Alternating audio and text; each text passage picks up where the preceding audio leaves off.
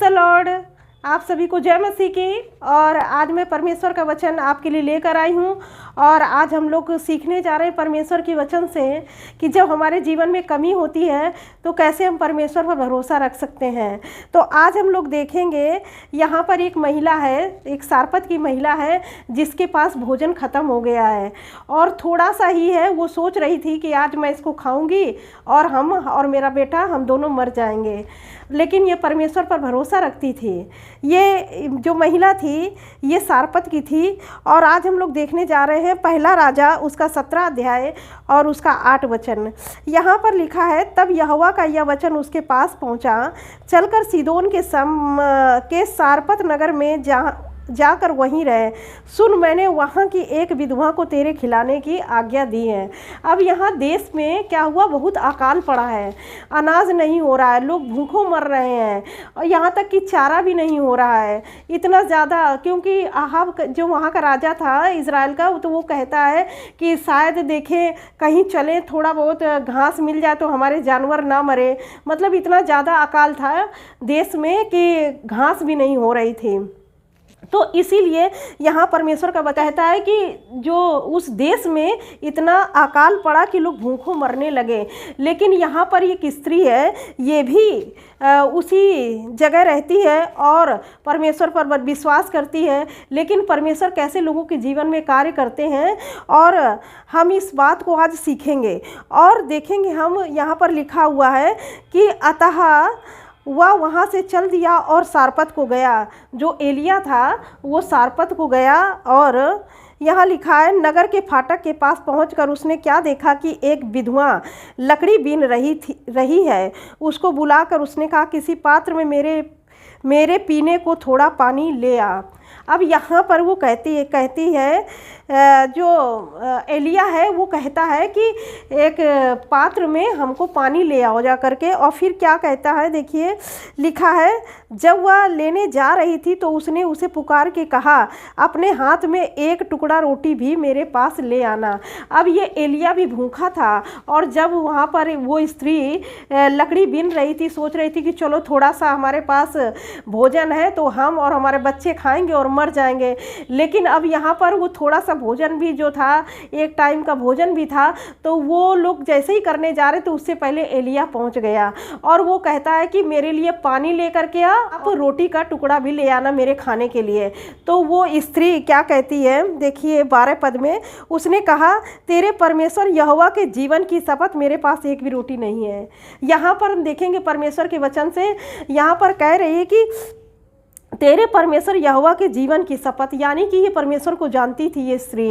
और यहाँ पर ये भी जानती थी कि ये परमेश्वर का दास है, ये भी जानती थी, क्योंकि वो कहती है कि तेरे परमेश्वर यहोवा के जीवन की शपथ, मेरे पास एक भी रोटी नहीं है, केवल घड़े में मुट्ठी भर मैदा और कुप्पी में थोड़ा सा तेल है।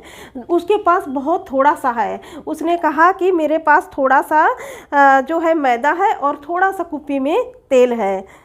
अब यहाँ पर देखेंगे लिखा है, केवल घड़े में मुट्ठी भर मैदा और कुप्पी में थोड़ा सा तेल है और मैं 2-1 लकड़ी बीन लिए जाती हूँ कि अपने और अपने बेटे के लिए उसे पकाऊं और हम खाएं और फिर मर जाएं। उसका तो प्लान यही था कि हमारे पास कुछ नहीं है, थोड़ा सा मैदा है, थोड़ा सा तेल है, तो हम लोग बनाएंगे और खाएंगे और मर जाएंगे। लेकिन क्या हुआ कि परमेश्वर का दास उनके जीवन में आया, उसके पास आया। जब आपके जीवन में घटी होती है ना, तो परमेश्वर अपने दास को भेजते हैं या फिर अपने वचन को भेजते हैं या आपसे स्वयं बात करते हैं, आपके जीवन से की बात करते हैं कि आपको क्या करना है, आपको बताते हैं पहले करना क्या है। तो जब आप उस काम को करते हैं, क्योंकि पहले देखिए यहाँ पर जब एलिया आया था तो एलिया ये कहा कि जा मेरे लिए पानी लेकर के आ और एक टुकड़ा रोटी भी लेकर आना। तो पहले उसने कार्य को बताया कि क्या करना है, उसके बाद आशीष आती है। पहले हम सोचते हैं कि हमारे जीवन में आशीष आ जाए तब हम कार्य करेंगे, नहीं। पहले परमेश्वर का वचन कहता है कि जब एलिया आया उस सारपत की महिला के पास में, तो पहले एक कार्य बताया कि जा पहले मेरे लिए पानी लेकर के आ और एक टुकड़ा रोटी लेकर के आ। और जब वो ये लेकर के आएगी तब आशीष उसकी ज़िंदगी में आएगी। आज्ञाकारिता बहुत ज़रूरी है। जब तक आज्ञाकारिता हमारे जीवन में नहीं होती है तो आशीषें हमारे पास नहीं आती हैं, क्योंकि बहुत सारी जो आशीषें हैं वो आज्ञाकारिता में जुड़ी हुई हैं कि जब आप आज्ञा मानेंगे तभी वो आशीषें आशीषें आपके जीवन में आएंगी। तो यहाँ पर हम देखने जा रहे हैं परमेश्वर के वचन से। फिर लिखा हुआ है, एलिया ने उससे कहा, मत डर, जाकर अपनी बात के अनुसार कर, परंतु पहले मेरे लिए एक छोटी सी रोटी बनाकर मेरे पास ले आ, इसके बाद अपने और अपने बेटे के लिए बनाना।